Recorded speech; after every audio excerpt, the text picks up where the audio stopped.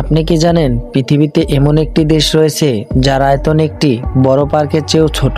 অবিশ্বাস্য হলো সত্যি, এই ছোট দেশটির নিজস্ব সরকার, পুলিশ, ডাকঘর, ডাকটিকিট, এমনকি নিজস্ব মুদ্রাও রয়েছে। আজকের ভিডিওতে জানবেন বিশ্বের সবচেয়ে ছোট দেশ ভ্যাটিকান সিটি সম্পর্কে কিছু অবাক করা তথ্য। চলুন শুরু করা যাক। ভ্যাটিকান সিটি কোথায়? ভ্যাটিকান সিটি ইউরোপ মহাদেশে অবস্থিত। এটি ইতালির রাজধানী রোম শহরে একবারে মাঝখানে অবস্থিত একটি স্বাধীন রাষ্ট্র।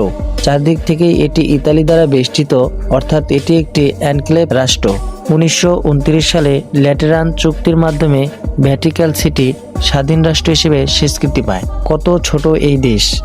ভ্যাটিকান সিটির আয়তন মাত্র 0.49 বর্গ কিলোমিটার, অর্থাৎ আধা বর্গ কিলোমিটারেরও কম।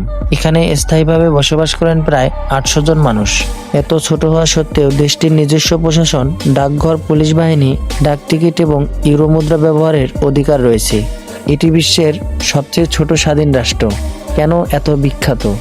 ভ্যাটিকান সিটি শুধু ছোট বলেই বিখ্যাত নয়, এটি পুরো বিশ্বের রোমান ক্যাথলিক চার্চের প্রধান কেন্দ্র।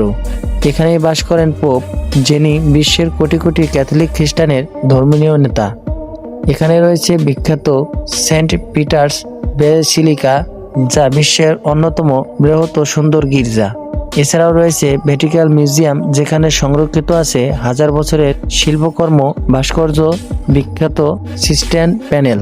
এর ছাদে ইতালীয় শিল্পী মাইকেলেঞ্জেলো আঁকা বিখ্যাত চিত্রকর্ম রয়েছে। প্রতি বছর বিশ্বের বিভিন্ন দেশ থেকে লাখ লাখ মানুষ ছোট দেশটি দেখতে আসেন। ভাবতে অবাক লাগে, মাত্র 0.49 বর্গ কিলোমিটারের একটি দেশেও পুরো বিশ্বের কাছে এত গুরুত্বপূর্ণ হতে পারে।